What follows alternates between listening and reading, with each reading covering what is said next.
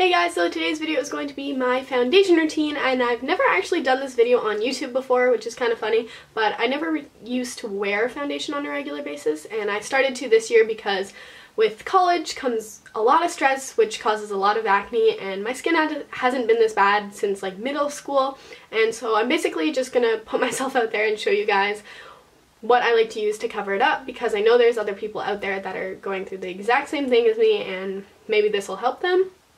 And I've done videos on here before with like no makeup on, but just a warning, it's gotten like 10 times worse, and yeah, prepare yourself. But basically, I don't know, acne is definitely something that makes me really self-conscious, but I also want to help you guys, so that's why I'm doing this video, and I hope you guys can, you know, take from that what you will.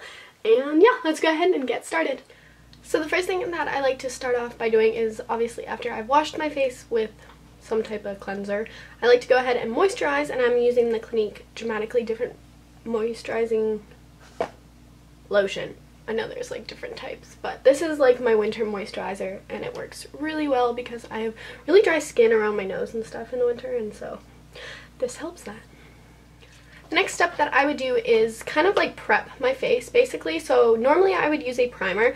I've been using the Sheer Cover primer lately, and I think it might be causing me to be a little bit more oily during the day. So I've kind of stopped using this, and I've switched to my Urban Decay All Nighter Setting Spray, because applying this before and after your foundation will help it stay longer, and also I find that it keeps me more matte during the day, which is kind of weird, but that's basically what I do. So I just, you know, spray it on my face. Up until a couple weeks ago, I've been using my Makeup Forever HD foundation, and I really like this foundation. I don't think it was causing more breakouts, if that makes sense. I'm not 100% sure, because this is actually like the first year that I've worn foundation, so this is basically just the one that I've been using the most, and it's really good. However, I did try a new foundation from the drugstore, which I think is pretty comparable, and that's the Covergirl Outlast Stay Fabulous 3-in-1 foundation. And as for shades, I'm like the lightest in both of these. So this one is N110, and then this one is 905. I think this actually has a name, Ivory. So those are my shades in both of these, but if you're looking for a drugstore full coverage foundation, I definitely recommend this one, and if you're looking for a high-end one, I recommend this one, because they're pretty comparable, but obviously one's from Sephora, one's from the drugstore. So for this tutorial, or demo I guess, I'm going to be using the Covergirl one, just because I know that probably most people are more willing to spend money on the drugstore one rather than the $50 one, whereas this one was $12. So I'm going to go ahead and use that. And I also did kind of want to talk about brushes and stuff. So lately I've been either using my Beauty Blender sponge, which I'm not going to use in this video because it's dirty, and that's basically how I decide what brush to use, is what's dirty and what's clean. And so the other brush that I like to use is the Sedona Lace No. 7 brush, and this is like a flat top kabuki. And although this kabuki is basically pretty similar to this Sigma one, I really like this one a lot more because it's less dense and the product doesn't get trapped in this brush, whereas I find that the Sigma one kind of just traps all the product and it doesn't apply evenly. And so I really like this brush, but if this is dirty, I will use my Beauty Blender, and then if like, just kind of depends on what look and how much time you want to take to it. I find that the brush is a little bit faster, so I'm going to use the brush. So starting off, I did want to mention one more product before I actually apply the foundation, and that is the NYX Photogenic Concealer, and this one is the green one.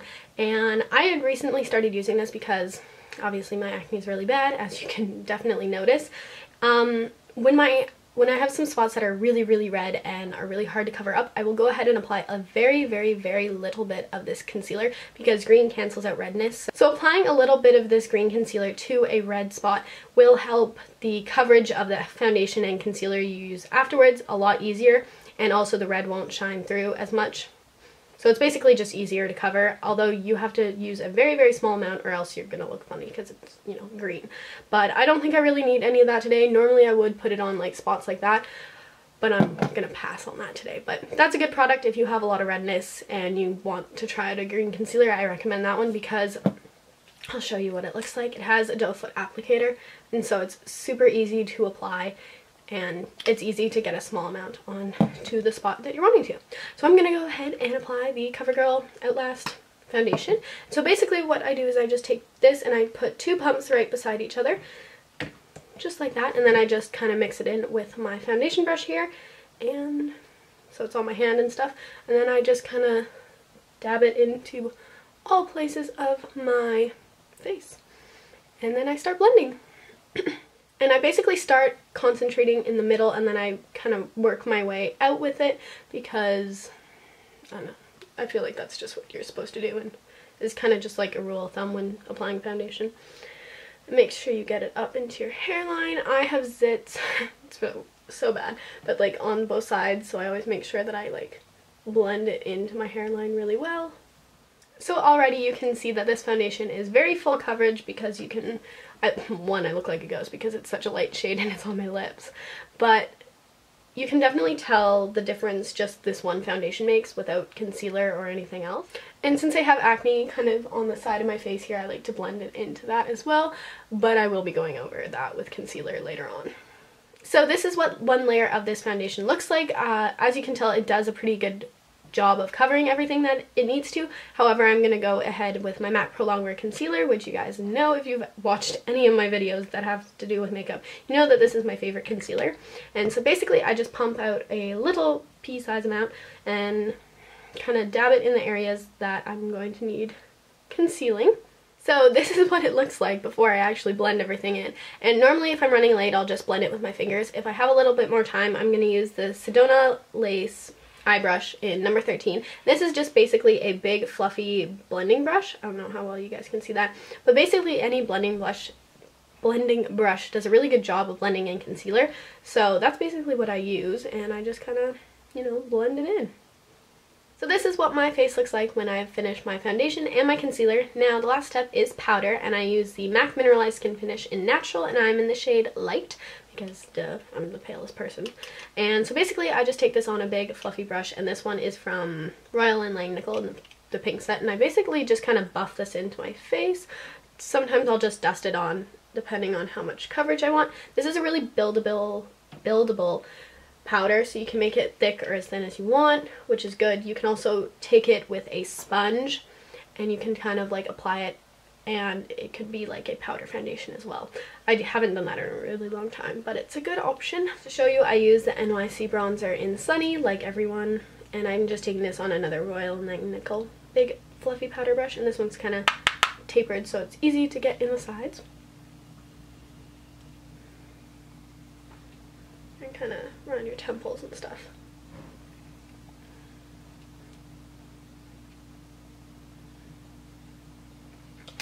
And I don't wear bronzer every day, but I figured I would today just to show you. So that is basically everything that I do for my foundation routine. I hope you guys found this helpful. If you're going through the same acne problems as me, hopefully this helped and you got to learn about some of the products that I like to use.